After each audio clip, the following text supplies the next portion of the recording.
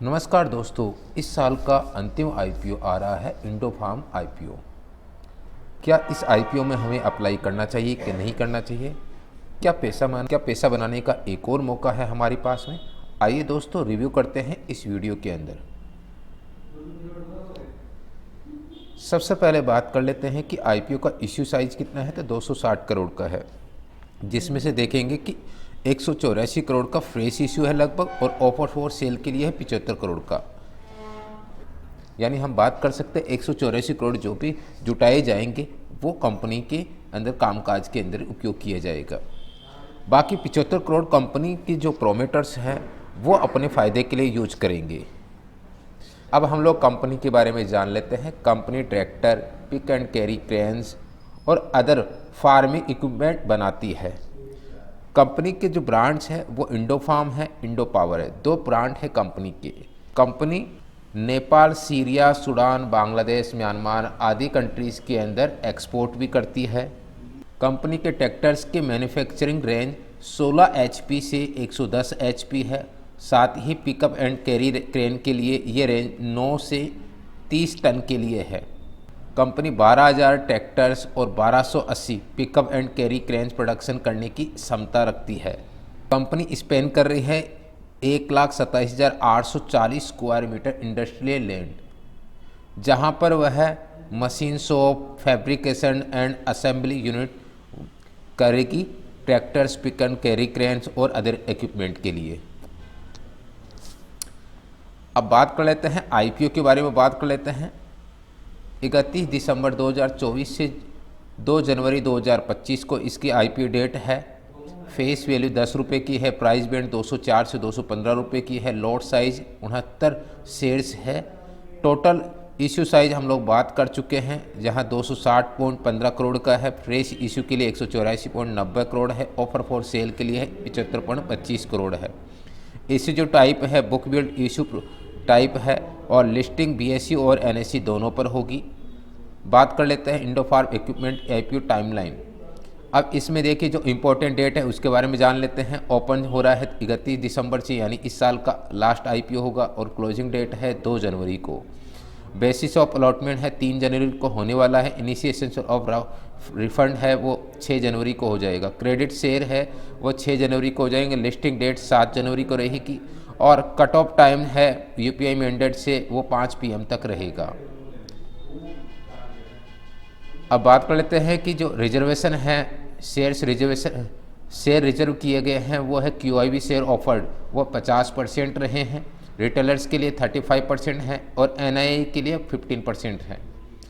अब lot size retailers के लिए एक लॉट के लिए 14,835 रुपये खर्च करने पड़ेंगे। रिटेलर्स के लिए मैक्सिमम 13 लॉट है वो 1,92,855 रुपये खर्च करने पड़ेंगे। स्मॉल HNI के लिए 2,07,690 रुपये खर्च करने पड़ेंगे, और स्मॉल HNI मैक्सिमम के लिए 67 लॉट के लिए 9,93,945 रुपये खर्च करने पड़ेंगे। बिग HNI के लिए यहाँ 68 लॉट है, उसके लिए 10,08,780 रुपये खर्च करने पड़ेंगे।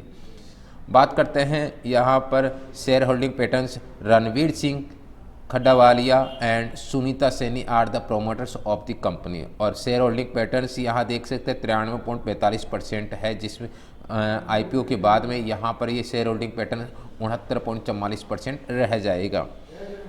अब हम पीयर कंपैरिजन की बात कर लेते हैं। पीयर कंपैरिजन में देखते हैं कंपनी का जो EPS है 3.95 रुपये है, और बाद में हो जाएगा 2.04 रुपये। PE की बात करते हैं तो कंपनी का प्री PE 54.39 है, और आईपीओ के बाद में 105.25 हो जाएगा।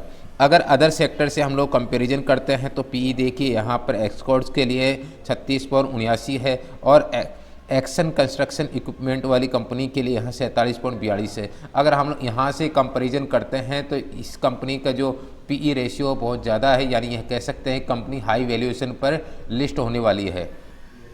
ठीक है, कंपनी हाई वैल्यूएशन पर लिस्ट होने वाली है, ये ध्यान रखिए। ये थोड़ा लिटिल कंसर्न करने वाला है। साथ में हम लोग फाइनेंशियली देख लेते हैं। अब पहले देख लेते हैं फाइनेंशियल में। अगर हम देखते हैं तो लगातार रेवेन्यू है 1% बढ़ा है पिछले साल, और प्रॉफिट भी 1% ही बढ़ा है। एसेट की बात करते हैं तो देखिए एसेट लगातार एक जैसा ही है, हालांकि थोड़ा बढ़ता हुआ नजर आ रहा है। 619 करोड़ से बढ़कर 622 करोड़ हुआ है, फिर 622 से बढ़कर 647 करोड़ हुआ है, और अभी देखिए जून तक 644 करोड़, यानी एसेट अच्छी खासी ग्रोथ हुई है। रेवेन्यू की बात करते हैं 352 करोड़ था 2022 में, 2023 के अंदर 371 करोड़ हुआ, और 2024 में 375 करोड़ हुआ, और अभी तक देखिए 75 करोड़ का रेवेन्यू जनरेट की है कंपनी ने। अब बात करते हैं यहाँ इसके प्रॉफिट की बात करते हैं, तो प्रॉफिट देखिए 2022 में 13.72 करोड़ था, जो बढ़ के 2023 में 15.37 करोड़ हुआ, और 2024 में 15.6 करोड़ हुआ। अभी देखिए यहाँ प्रॉफिट है 2.45 करोड़ प्रॉफिट हो रहा है। कंपनी लगातार इन्वेस्ट कर रही है, एक्सपांड कर रही है। नेटवर्थ की बात करते हैं तो नेटवर्थ भी लगातार बढ़ती हुई नज़र आ रही है। बात करते हैं बोरोइंग की, तो थोड़ा डेप्ट यहाँ से देखिए डेप्ट है कंपनी के पास 275 करोड़ का डेप्ट था 2022 में, जो बढ़कर 2023 में 280 करोड़ को हुआ, 2024 के अंदर 270 करोड़ का। तो कंपनी का जो डेप्ट है वो लगातार बढ़ रहा है। और देखिए यहाँ ऑफर पर देखिए यहाँ आईपीओ लाया गया है, वहाँ से जो पूंजी आएगी उसको देखिए डेप्ट चुकाने के लिए भी काम में लिया जाएगा। बात करते हैं यहाँ अभी जीएमपी की बात करते हैं, तो जीएमपी में देखिए हाई वैल्यूएशन के बावजूद कंपनी को एक अच्छा रिस्पॉन्स मिल रहा है, और प्री मार्केट में देखिए अभी 90 रुपये का जीएमपी देखने को मिल रहा है। यानी ये कह सकते हैं कि आज के दिन अगर लिस्ट होती है कंपनी तो 42% तक की रिटर्न दे सकती है। बात करते हैं कंपनी के जीएमपी में, तो लगातार देखिए पर डे देखिए लगातार इसके जीएमपी में लगातार वृद्धि होती हुई नज़र आई है, तो एक अच्छा खासा रिस्पॉन्स देखने को मिल रहा है। अब कंपनी का जो पर्पज़ क्या है, कंपनी का जो पर्पज़ है, कंपनी एक्सपांस कर रही है, खर्च कर रही है और मैन्युफैक्चर कैपेसिटी बढ़ाने के लिए।